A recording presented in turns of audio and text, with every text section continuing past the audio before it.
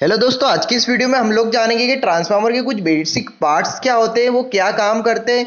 तो चलिए दोस्तों शुरू करते हैं आज की इस अमेजिंग वीडियो को। दोस्तों, आपको हमारी वीडियो पसंद आ रही है तो आप हमारे चैनल को सब्सक्राइब कीजिए, शेयर कीजिए एंड लाइक कीजिए। तो दोस्तों, ट्रांसफार्मर के कुछ बेसिक पार्ट्स के बारे में हम लोग बात करने वाले हैं। तो सबसे पहला जो पार्ट्स होता है वो होता है कोर। उसके बाद हमारा पार्ट्स का नाम आता है वाइंडिंग, फिर tank, transformer, oil, terminal and bushing.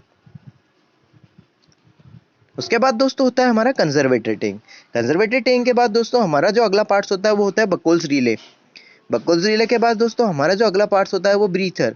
ठीक है, इसके बाद जो हमारा नोवा पार्ट्स होता है दोस्तों वो होता है हमारा एक्सप्लोजन वॉल्व। इसके बाद दोस्तों हमारा जो 10वां पार्ट्स होता है कूलिंग ट्यूब एंड रेडिएटर। इसके अलावा भी दोस्तों बहुत सारे हमारे ट्रांसफार्मर के पार्ट्स होते हैं, जैसे OTI, WTI। ठीक है दोस्तों, व्हील्स, ठीक है, टैप चेंजर्स, ब्रेकर्स, अलग अलग पार्ट्स होते हैं। पर दोस्तों कुछ हम लोग 10 पार्ट्स के बारे में बेसिक नॉलेज लेंगे आज। अब दोस्तों जो कोर होता है वो आयरन या फिर सिलिकॉन स्टील का बना होता है। दोस्तों कोर का बेसिक काम होता है हमारे जो ट्रांसफार्मर के अंदर फ्लक्स है उसको एक वाइंडिंग से दूसरे वाइंडिंग में प्रोवाइड करना, यानी मैग्नेटिक फ्लक्स के थ्रू ही हमारी जो वोल्टेज है वो प्राइमरी वाइंडिंग से सेकेंडरी वाइंडिंग की ओर ट्रांसफर होती है। ठीक है दोस्तों। अब दोस्तों ये जो कोर होता है ये बहुत सारी पतली पतली शीट को मिलाकर बना होता है।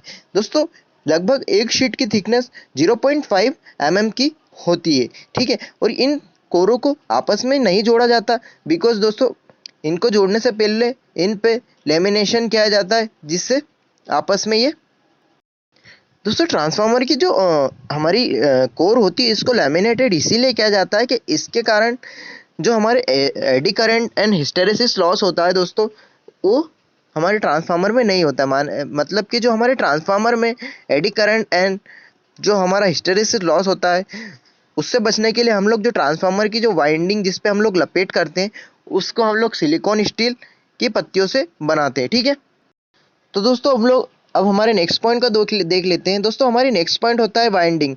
दोस्तों जो हमारे ट्रांसफार्मर की वाइंडिंग होती है वो कॉपर से बनाई जाती है, और जो हमारे ट्रांसफार्मर की वाइंडिंग होती है वो हम लोग कोर के ऊपर ही करते हैं। मतलब कि जो ट्रांसफार्मर की कोर होता है उस पर ही हम लोग हमारे जो वाइंडिंग है उसको लपेटते हैं, और उसके ऊपर भी दोस्तों हमारी जो वाइंडिंग होती है उस पर भी हमारा एक इंसुलेशन लगाते हैं। जो हमारी वाइंडिंग है इसको हम लोग इसीलिए इंसुलेट करते हैं ताकि हमारी एक वाइंडिंग दूसरी वाइंडिंग से शॉर्ट सर्किट ना हो। ठीक है दोस्तों। दोस्तों हमारा अगला पॉइंट है ट्रांसफार्मर टैंक। दोस्तों ट्रांसफार्मर टैंक के अंदर ही हम लोग ट्रांसफार्मर की वाइंडिंग को रखते हैं, और जो हमारा ट्रांसफार्मर का टैंक होता है वो मोटे मेटल से बनाया जाता है, और इसकी जो थिकनेस होती है दोस्तों वो बहुत ज़्यादा ही होती है, और ये हमारा फुल्ली इंसुलेटेड होता है। ठीक है, इसके बाद दोस्तों हमारा जो अगला पॉइंट होता है वो होता है हमारा ट्रांसफार्मर ऑयल। दोस्तों ये जो टैंक होता है इसका ऑयल से पूरा भरा जाता है। अब जो ऑयल होता है दोस्तों हमारे ट्रांसफार्मर में कूलिंग एंड इंसुलेशन दोनों प्रोवाइड करने का काम करता है। और दोस्तों ये जो ऑयल होता है ये कोई नॉर्मल ऑयल नहीं होता, ये मिनरल ऑयल होता है दोस्तों। ठीक है, इसके बारे में हम लोग आगे की वीडियो में जानेंगे दोस्तों। इसके बाद हम लोग हमारे अगले पार्ट्स के बारे में अब दोस्तों हम लोग देख लेते हैं कि टर्मिनल और बुशिंग क्या होते हैं। अब दोस्तों हमारे जो टर्मिनल एंड बुशिंग होती है इससे हम लोग क्या करते हैं कि ट्रांसफार्मर में इनपुट सप्लाई देते हैं, यानी जो हमारी HT सप्लाई होती है वो हम लोग देते हैं, और LT सप्लाई हम लोग जो हमारे ब्रेकर्स में होती है या पैनल को देते हैं वो लेते हैं। ठीक है दोस्तों। तो दोस्तों इसके ऊपर इंसुलेशन लगाने का सबसे बड़ा कारण क्या होता है कि जो हमारे टर्मिनल होते हैं वो हमारे ट्रांसफार्मर से सीधे ना कनेक्ट होकर सीधे वाइंडिंग में अंदर कनेक्ट होते हैं। अगर डायरेक्टली हम लोग कोई वायर ट्रांसफार्मर से कनेक्ट करते हैं तो हमारा शॉर्ट सर्किट हो सकता है या किसी प्रकार का हादसा हो सकता है, तो इसीलिए हम लोग टर्मिनल या फिर बुशिंग का यूज़ करते।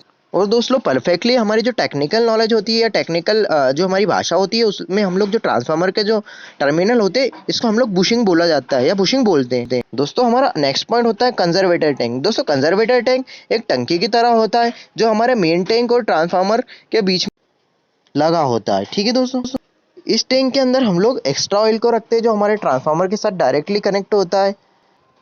तो दोस्तों ट्रांसफार्मर में हमारे कंजर्वेटर टैंक बहुत इंपॉर्टेंट रोल प्ले करता है। जब भी हमारा ट्रांसफार्मर फुल्ली लोडेड होता है तो उसकी जो वाइंडिंग है वो हीट होती है। हीट होने के कारण हमारा जो ऑयल है उसका एक्सपांशन होता है। अब उस ऑयल के एक्सपांशन के लिए हम लोग कंजर्वेटर टैंक लगाते हैं। जो ऑयल हमारा एक्सपांड होता है वो हमारे कंजर्वेटर टैंक में चला जाता है। ठीक है दोस्तों, और ऐसा भी होता है दोस्तों जब हमारा ट्रांसफार्मर लोड पे नहीं होता या बंद होता है तो दोस्तों क्या होता है हमारा जो ऑयल है वो हमारा कम हो जाता है। ठीक है, तो उसको टॉप अप करने के लिए जो हमारा कंजर्वेटर टैंक में ऑयल होता है वो हमारे ट्रांसफार्मर टैंक में चले जाता है। ठीक है दोस्तों। दोस्तों जो हमारा ब्रीथर है वो हमारे कंजर्वेटर टैंक के साथ ही कनेक्ट होता है। जैसा कि हमने देखा कि हमारा ट्रांसफार्मर जब फुली लोडेड होता है तो जो ऑयल है उसका एक्सपांशन होता है, जिसके वजह से जो हमारा कंजर्वेटर टैंक है उसमें ऑयल का लेवल बढ़ने लगता है। अब ऑयल का लेवल बढ़ेगा तो जो उसमें जो एयर होती है हमारे कंजर्वेटर टैंक में, अगर वो बाहर नहीं निकलेगी तो हमारे जो ट्रांसफार्मर है वो ब्लास्ट हो सकता है। तो उसके लिए दोस्तों हमारे जो ट्रांसफार्मर में हमारे कंजर्वेटर के टैंक के साथ हम लोग ब्रीथर लगाते हैं। तो दोस्तों ब्रीथर का यूज़ करके हम लोग क्या करते हैं, इस एयर को बाहर निकाल देते हैं।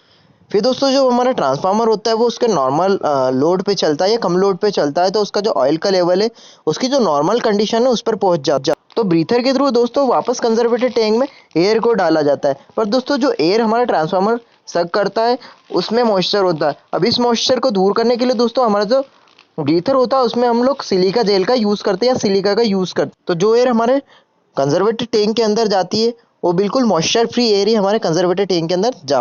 इसके बाद दोस्तों हम हमारे नेक्स्ट पॉइंट की बात करें तो हमारा नेक्स्ट पॉइंट होता है बकोल्स रिले। दोस्तों ये एक सेफ्टी डिवाइस है, ये ट्रांसफार्मर के अंदर बहुत एक इंपॉर्टेंट रोल प्ले करती है। दोस्तों बकोल्स रिले के ऊपर इंटरव्यू में बहुत सारे क्वेश्चन पूछे जाते हैं। दोस्तों मैं आपके लिए बकोल्स रिले पर एक सेपरेट वीडियो बना दूंगा। तो दोस्तों जो हमारी बकोल्स रिले होती है वो हमारे ट्रांसफार्मर के मेन टैंक और कंजर्वेटर टैंक के बीच में एक पाइप के बीच में लगा दी जाती है। अब दोस्तों ट्रांसफार्मर के अंदर कोई भी अगर छोटा फॉल्ट आता है तो हमारी जो बकोल्स रिले है वो हमें अलार्म सिग्नल देती है या फिर हमारे ट्रांसफार्मर को ट्रिप करवाने का काम करती है। तो बेसिकली दोस्तों होता क्या है कि हमारी जो बकोल्स रिले होती है वो हमारा जो सर्किट ब्रेकर है उसे ट्रिप करवाती है, ना कि हमारे ट्रांसफार्मर को। कई बार इंटरव्यू में क्वेश्चन पूछा जाता है, इसीलिए मैंने आपसे ट्रिक का यूज़ किया कि जो बकोल्स रिले होती है वो हमारे जो सर्किट ब्रेकर है, चाहे वो हमारे वीसीबी हो या एसीबी हो, उसको ट्रिप करवाने का काम करती है, ना कि हमारे ट्रांसफार्मर को। इसके बाद हमारा नेक्स्ट पॉइंट होता है दोस्तों कूलिंग ट्यूब एंड रेडिएटर। दोस्तों जो हमारा रेडिएटर होता है वो हमारे ट्रांसफार्मर टैंक के साथ में ही जुड़ा हुआ होता है। क्या होता है दोस्तों, जब हमारे ट्रांसफार्मर का ऑयल गर्म होता है तो ऊपर की तरफ उठता है।